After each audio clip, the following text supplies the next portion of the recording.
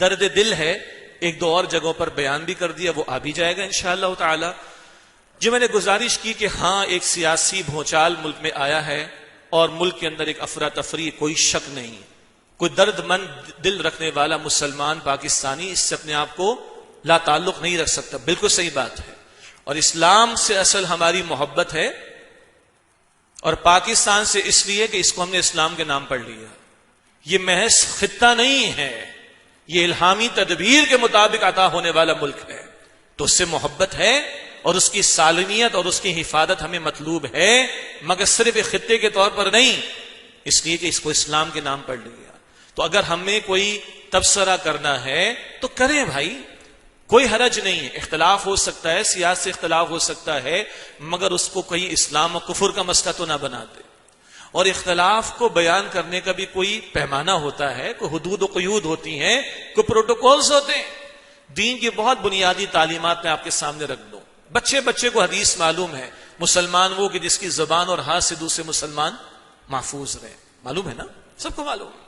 قرآن سورہ حجرات میں ہدایات دیتا ہے، ان جاءکم فاسق بنبأ فتبینوا، اگر کوئی فاسق اہم خبر تمہارے پاس لائے اس کی تحقیق کر لو، ام تصیبوا قوما بجہالۃ فتصبحوا علی ما فعلتم نادمین، کہیں نادانی میں تم کسی قوم یا افراد کے خلاف کوئی اقدام کر بیٹھو اور کل تمہیں اپنے کیے پر پشیمانی اٹھانا پڑے۔ جو آ رہا ہے فارورڈ، جو آ رہا ہے فارورڈ، گالیاں فارورڈ، بہتان فارورڈ، فحش فلمیں، ڈرامے، ناچ گانے وہ تو چلتے تھے، اب فحش گوئی، الزام تراشیاں اور دوسرے کی کریکٹر اسیسینیشن اور دوسرے کی کردار کوشی اور اس سے آگے کے الفاظ بیان کرنے میں جھجک آتی ہے۔ آگے فارورڈ، آگے فارورڈ، افطار میں فارورڈ، سحری میں فارورڈ، تراویح کے بیچ میں فارورڈ۔ انا للہ و انا الیہ راجعون۔ اور اللہ کے نبی فرماتے ہیں علیہ السلام، آدمی کے جھوٹا ہونے کے لیے اتنی بات کافی ہے کہ سنی سنائی بات بغیر تحقیق آگے وہ بڑھا دے۔ یہی سورہ حجرات بتاتی ہے، مذاق نہ اڑاؤ۔ سورہ حجرات کی آیت نمبر 11، عیب جوئی نہ کرو، برے نام نہ رکھو۔ کیسے کیسے نام چل رہے ہیں، کسی جماعت کی بات نہیں کر رہا، میں تو عمومی بات آپ کے سامنے رکھ رہا ہوں، دونوں طرف کی باتیں ہیں۔ الفاظ دیکھیں، زبانیں دیکھیں۔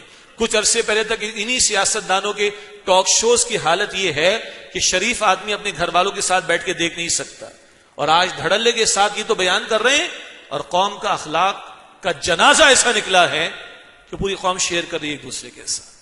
اور میں نے شروع میں عرض کیا تھا، میں بڑے درد دل کے ساتھ عرض کر رہا ہوں، اچھے بھلے دیندار طبقات کے لوگ، اچھے بھلے اصحاب علم کیا کیا شیئر کر رہے ہیں، کوئی خدا کا خوف ہمیں ہے کہ نہیں؟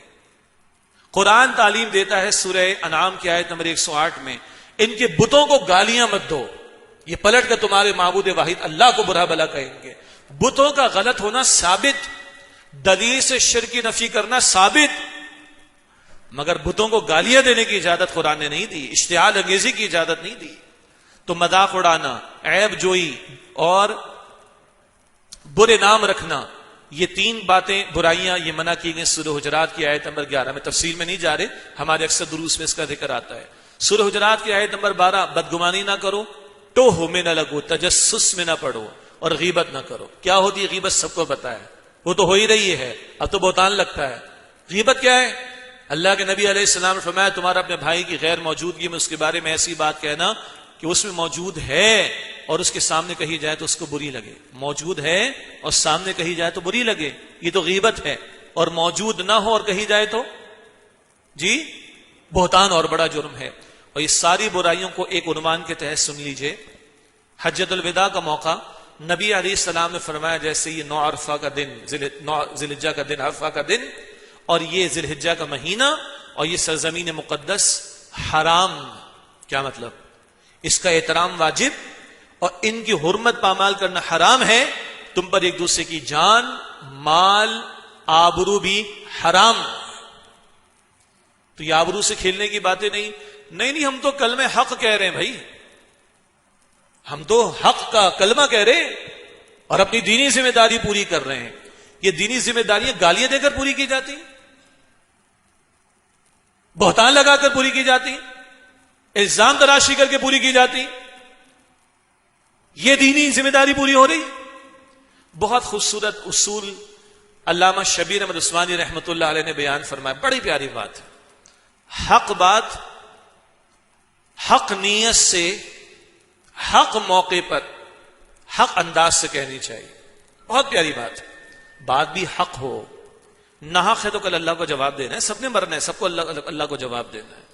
بات بھی حق ہو، نیت بھی حق ہو. ذلیل کرنے کے لیے بیان کر رہے ہو، اصلاح کرنے کے لیے بیان کر رہے ہو. موقع بھی حق ہو. ہر وقت لگے ہوئے، مطلب معذرت کے ساتھ لگتا ہے کہ سیاسی تبصروں کے سوا قوم کے بعد کچھ رہا نہیں رمضان شریف میں. اور میں دینی طبقات کی بات کر رہا ہوں. لوگوں کا ایمان، لوگوں کا کردار، لوگوں کا اخلاق، لوگوں کی تربیت، وہ تو گئی ایک طرف. بس ہم اپنا کلمہ حق ادا کرنے کا فریضہ پورا کر رہے ہیں. انا للہ و انا الیہ راجعون. اتنے بھی اندھے نہ بن جائیں ہم لوگ کہ باقی ساری ذمہ داری صرف نظر ہو کر بس سیاسی تبصرے ہو رہے ہیں، اور ان کا انداز یہ ہو گیا جو عین شریعت کی تعلیم کے بالکل خلاف ہو رہا ہے. کسے باشد کوئی بھی کر رہا ہو.